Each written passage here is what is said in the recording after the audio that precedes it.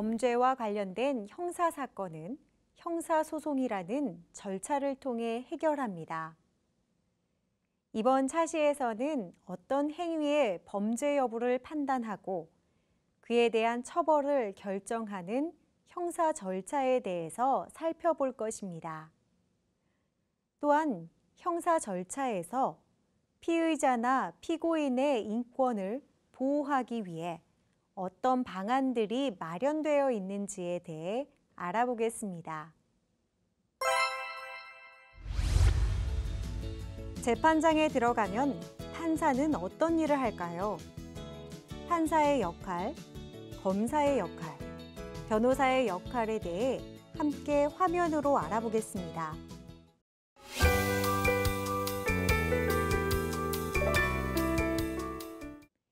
철수 씨와 영희 씨는 가족 기념일을 맞이하여 외식을 하던 중 옆자리에서 식사를 하던 민식 씨와 시비가 붙었습니다. 말다툼 끝에 민식 씨가 철수 씨를 밀쳤고 철수 씨는 팔에 멍이 들었습니다. 이 경우 민식 씨에게는 폭행죄가 적용될 수 있습니다. 그렇다면 민식 씨는 어떤 절차를 거쳐 어떻게 처벌받게 되는 것일까요? 범죄가 발생했거나 발생한 것으로 판단되면 국가기관은 수사에 들어갑니다. 이때 잘못을 저지른 것으로 의심을 받아 수사의 대상이 되는 사람을 피의자 또는 용의자라고 부릅니다. 경찰에서는 피의자인 민식 씨와 피해자인 철수 씨, 목격자 등을 조사하고 조사 결과 민식 씨의 죄가 인정되면 경찰에서 검찰로 송치합니다. 검찰에서는 수사 기록 등을 살펴본 후 법원에 재판을 요청할지를 판단합니다. 법원에 재판을 요청하는 것을 기소라고 부르며 피의자가 기소된 이후에는 피고인이라고 불립니다. 검찰이 기소를 하면 형사재판이 진행됩니다. 형사재판은 각종 범죄가 발생한 경우 피고인이 죄가 있는지, 죄가 있다면 어떠한 처벌을 받아야 하는지에 대한 재판을 말합니다. 판사는 범죄를 저지른 것으로 추정되는 피고인의 입장과 피고인에게 적절한 형벌을 내릴 것을 주장하는 검찰의 입장을 모두 듣고 피고인의 유무죄 여부를 판단합니다. 그리고 유죄인 경우 양형 수준을 결정하게 됩니다. 재판을 통해 유죄 판결이 확정되면 형을 집행하게 됩니다.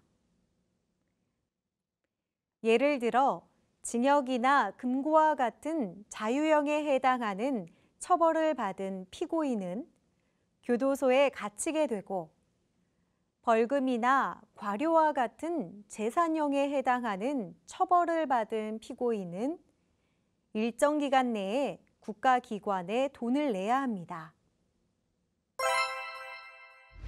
법률 홈닥터란 변호사 자격을 갖춘 법률 홈닥터가 각 지역의 기관에 상주하면서 경제적인 어려움으로 변호사를 찾기 어려웠던 취약계층과 소외지역의 주민들에게 무료 법률 서비스를 제공하는 것을 말한다. 2017년 기준 전국 60여 개 기관에서 법률 상담 및 정보 제공, 법 교육, 소송 방법 및 절차 안내, 법률 구조기관 연결, 간단한 법률 문서 작성 등의 서비스를 무료로 제공하고 있다. 평일 10시부터 17시까지 각 시도의 구청이나 시청 민원실, 사회복지협의회에 전화하여 법률 홈닥터와의 상담을 요청하면 도움을 받을 수 있다.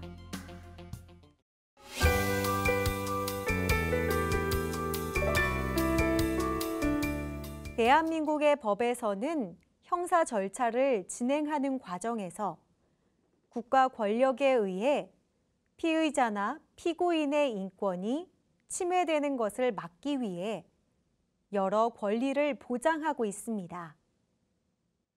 먼저 형사 절차에 적용을 받을 때에는 정당한 법 절차에 따라서 이루어지도록 하고 있습니다. 체포나 구속, 압수, 수색 등을 할 때에는 판사의 영장을 받아 합법적인 절차에 따라 진행해야 하고, 처벌을 받을 때에도 법에 따르도록 하고 있습니다.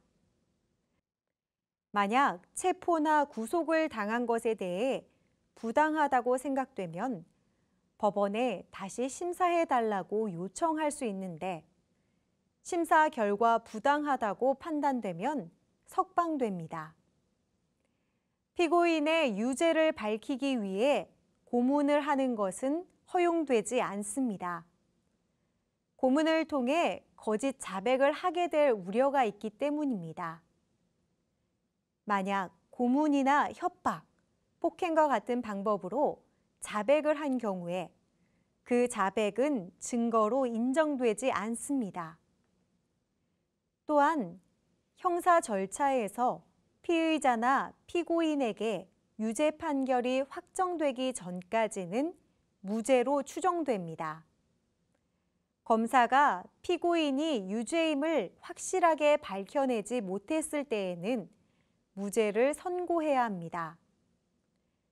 이러한 정신은 10명의 범인을 놓치더라도 1명의 억울한 죄인을 만들지 말라라는 말에 잘 드러나 있습니다.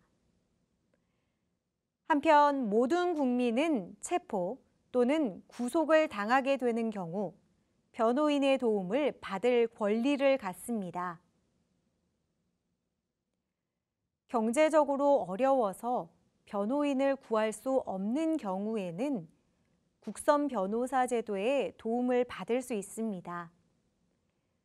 이 제도는 경제적으로 어려운 피고인을 위하여 법원이 국가의 비용으로 변호인을 선정해주는 제도입니다.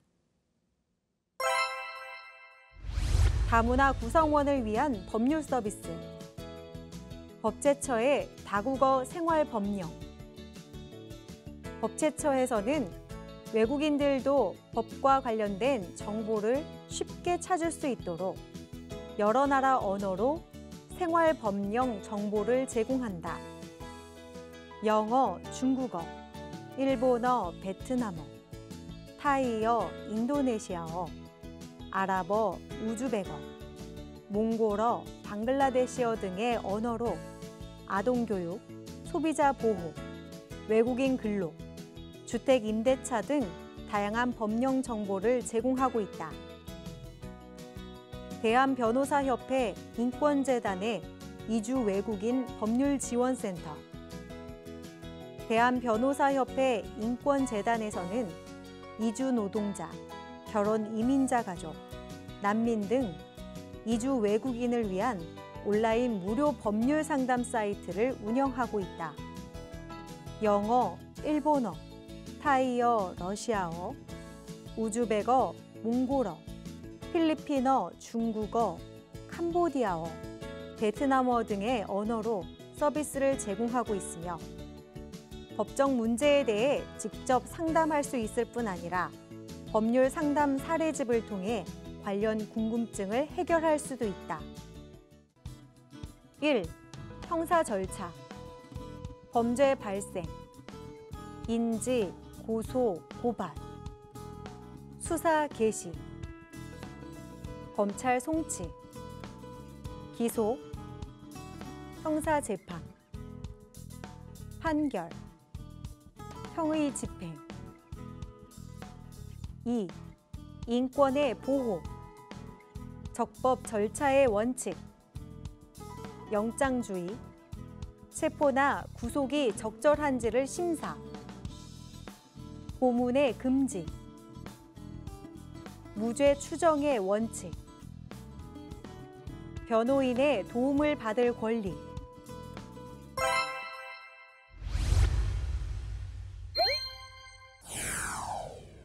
보기의 단어들을 형사 절차의 진행 순서에 따라 나열하시오. 보기, 범죄 발생, 재판, 기소, 판결, 수사.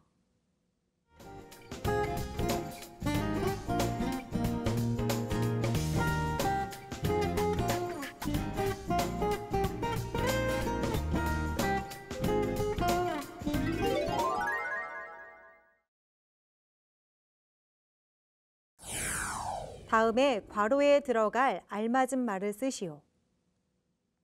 피의자나 피고인에게 유죄 판결이 확정되기 전까지는 무엇으로 추정된다.